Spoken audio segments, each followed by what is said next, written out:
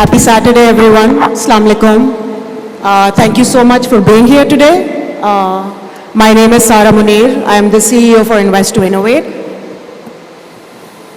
And I'll be your host for this conversation, for this very important conversation on unlocking the angel round. I have three seasoned investors with me today, but before I get into the meat of it, I want to take a step back and set the context a little bit on the role of angels, why they're so important in any ecosystem, the value that they bring just beyond capital, what it takes to become one, and then what angels look for when they're backing founders. We're hoping to take a deeper dive and learn from the direct experiences that these three gentlemen have. And also, I don't think any of us are unfamiliar with the current realities in Pakistan. We have had a funding slowdown since 2021. Things are not looking very bright on the VC side, but we do have a lot of space and momentum that we can create by mobilizing local capitals through angel investors. So, before we get into it, would each of you please introduce yourself briefly and also mention how long you've been active as an angel investor in this space. Uwais, I'll start off with you. All right, assalamu alaikum everyone. My name is Uwais Zaidi. I am currently the executive chairman of the Hive, and I am also an investor in multiple startups. I've recently also started a private equity fund that is investing in growth companies in Pakistan and Middle East and helping them scale globally. It's called Ashtratech Private Equity Fund. So I've been investing for a while, I think about almost 5-7 years myself into startups. Recently had an exit or two. So yeah, that's pretty much my background, but mostly my investment is in growth companies that are in between $5 and $25 million in revenue. An exit or two, I like that. Yeah, exit was, these are random chance events in Pakistan for startups, right? We'll get into that. Yeah. Asad, if you can. Hi, my name is Asad Abdullah. I am part of a family business called Genesis Holdings. I have myself sort of dabbled in the entrepreneurial journey while being with the family. But most of my investing behind founders started back in 2017 and 16. And I've invested in a few startups, but for me, like philosophy of investing is to get in kind of deep with the founder as opposed to being a passive investor. And as Uwais just mentioned, we also kind of had a chance, not exactly an exit, but like a liquidity event recently with one of the startups that we invested in 2017. So like you said, it was a chance opportunity and we grabbed it and we're very proud of it as well. Thank you. That's very reassuring, and we were just talking about that. Absolutely. Yeah, we'll come back to it. Congratulations. Thank you. Naeem. Hi. Assalamu alaikum, everyone. I used to be a venture capitalist in Silicon Valley, got inspired by meditation and self-realization, came back to Pakistan. I've been part of founding of Jazz many years ago, so been part of the telecom revolution. Founded 4 companies to date. 3 of them haven't made it, but the current one is doing really well. It's called Neem.io, and it's mashallah scaling quite well, and it's enabling the whole digital financial ecosystem, financial wellness ecosystem. So that's where I am. But as an investor, I've invested in over 20 companies over the years. I used to be a venture capitalist. Now in Silicon Valley, the dynamics over there are very different. And I've been an angel investor primarily in Pakistan and have done over 20 investments over the last 20 plus years, right? So it's been a very challenging space in Pakistan, by the way. Yeah, and we'll get into that. But can you just set us up by explaining a little bit why angel investors are so important, and especially in our current economic realities with almost no VC funds deploying money right now? So angel investors are really important because in the early stages, when you're trying to really get an MVP out and trying to find initial product fit, you need some capital to get it done. Normally, now in this day and age with the AI revolution, it's less and less. By the way, you can do it with a small team. You can build something pretty fantastic with very limited funding. And it's to really prove out that there is a potential to this opportunity, because VCs normally will come in when they see a clear opportunity, especially in Pakistan market, right? When they see clearly there is a product that has some market fit, and that's when they start investing. Right. I mean, that's the current environment. So before that, you need angel investors, and angel investors are typically people who are willing to take a risk at a very early stage, and the risk to return, and with a little bit of money. And again, there's not normally, very often in the previous days, people thought, oh, I'll do angel round of $2 million.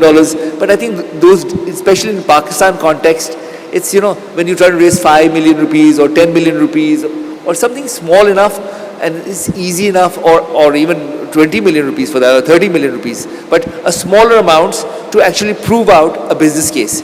And whole venture industry works around stage-wise financing, because every stage has different levels of risk.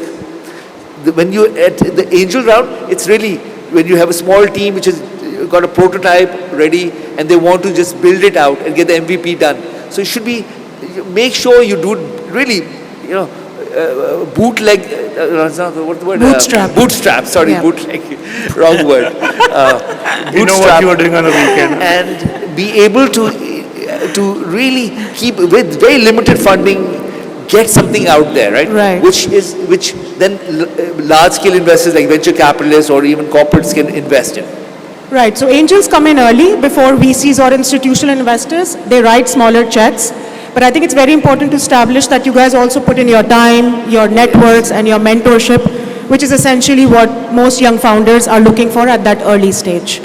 Oais, I'll pass it on to you. When you back a company or a founder, what are 2 or 3 things that you're looking for that kind of convince you that I'm in In the founders. the founder or the company? So basically, before I write something, I need write a check. I would make sure that they are from the relevant industry, or they have an idea about what they're doing.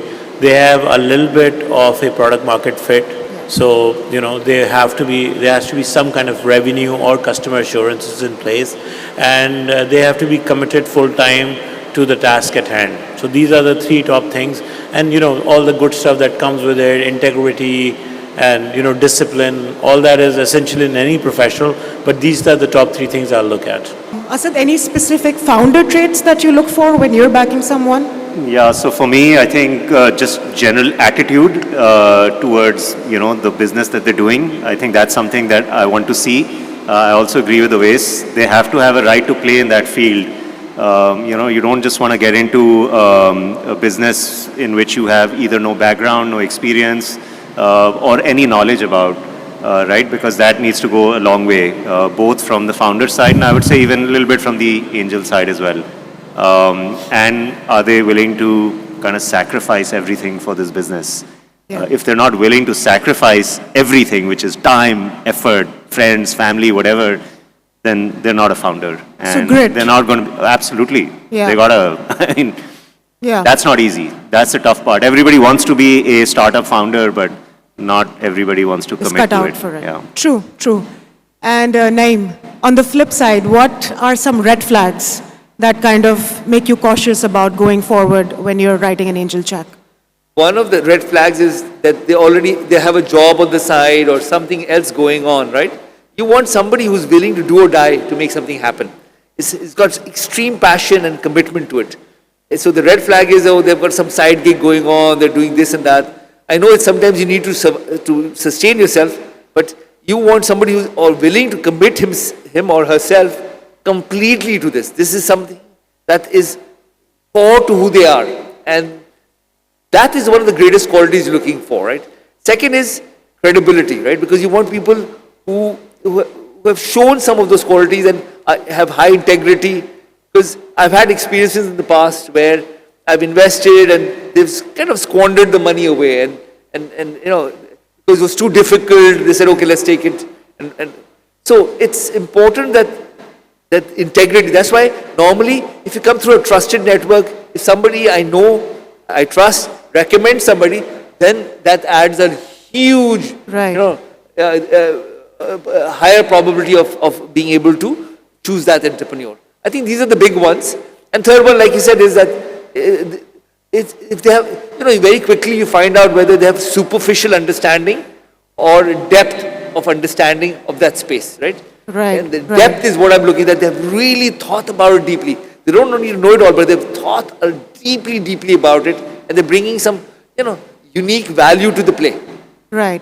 So grit, understanding what you're building, and integrity. And I think those are lifelong traits that every founder should have. Can I just add one more thing on the red flag? So when you ask for the financial model, like I generally ask, what salary are you going to take, right, as a founder? I think that number for me is generally a red flag. That if they elevate their salaries because they know now they've gotten a little bit of money and they're going to start pocketing it. I think for me in particular, that's a big red flag. You got to keep your salary low, work for the vision, the passion, Especially in the early and stages when the value business creation. needs. I want my money to be used in the business for growth, not to pay founder salaries. Right, Yeah. right. Great points. Owais, I know you have very strong feelings about this. So, See, not about this. Let me Not get to the about, question. yeah, I have about this too, but yeah, go on, ask your question.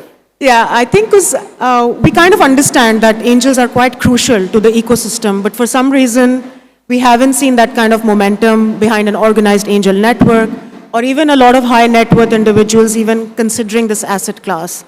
What do you think is the core reason for that? So the core reason is the structure of our economy, right? So the whole economy is structured to promote rent-seeking behavior.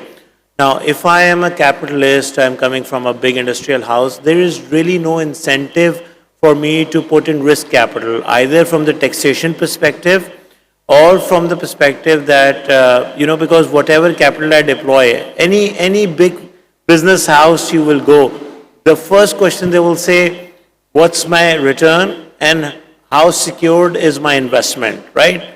Anybody, let's say, worth over 50 or $100 million in this country, even the multi-billion dollars, they're so used to getting a guaranteed rate of return. So that's the core problem, is the structure of your society, economy. And the government has not put, I remember, I think Naeem was a bit involved then when the first VC rules were being written. Yeah. So we wanted and we proposed, even at that time, and this is like 2000, a very, very early 2000s, and the idea was to provide the right tax incentives. I was raising money in US, and I was sharing that with you in person too, is that somebody said, I asked him, what's your incentive to write this check? He says, either it's a 10x return or a tax write-off, right?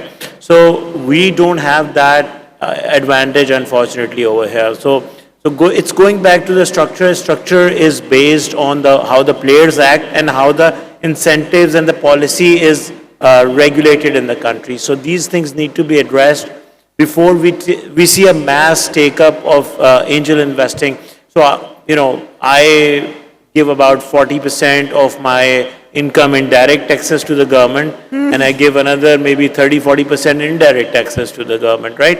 And government is never in any country in the world the most efficient player to utilize my tax dollars.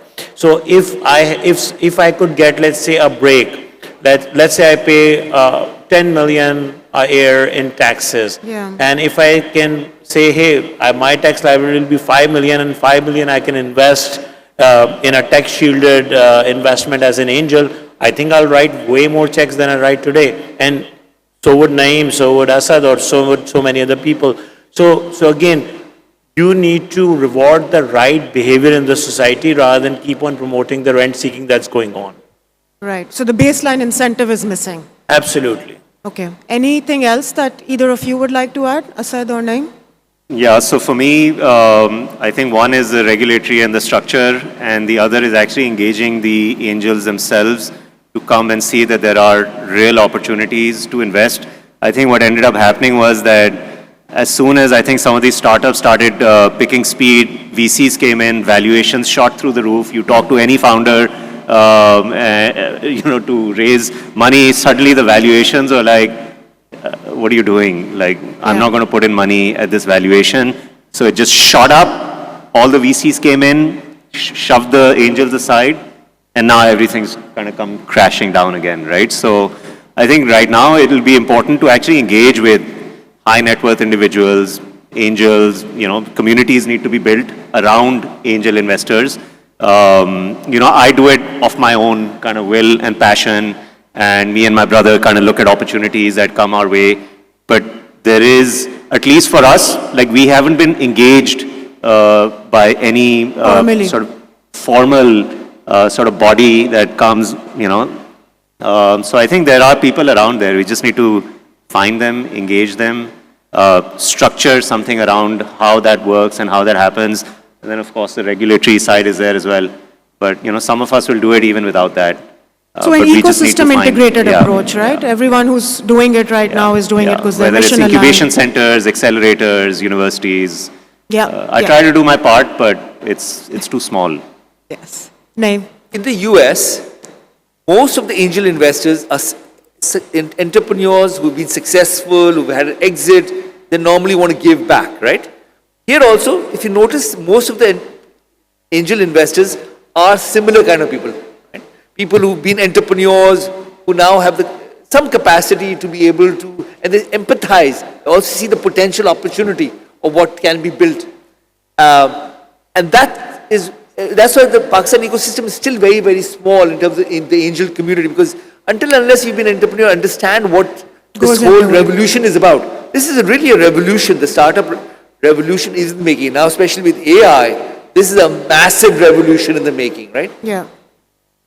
The mainstream investors still don't understand it. But luckily now, I think one of the big things that's happening is that because that AI, everybody's feeling that AI is going to change the world completely.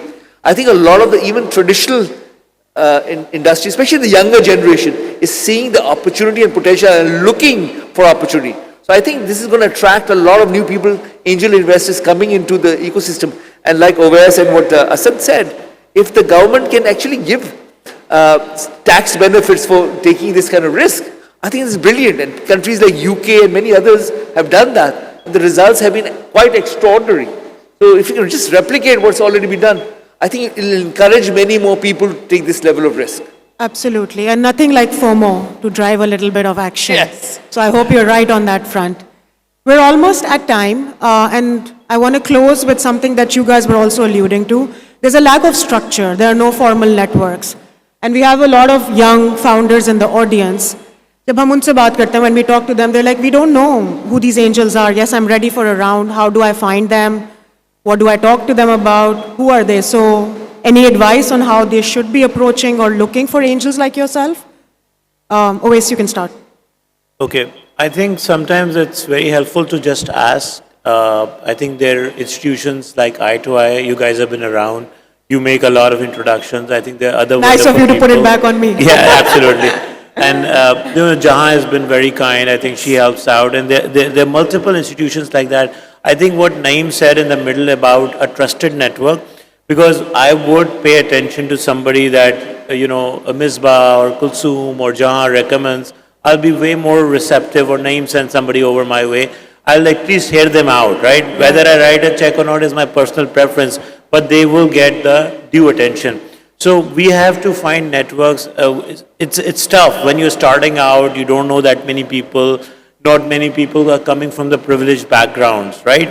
So it's tough, and there is a bit of shame in our society in asking for things. Yeah. But if you want to be an entrepreneur, learn to be absolutely shameless.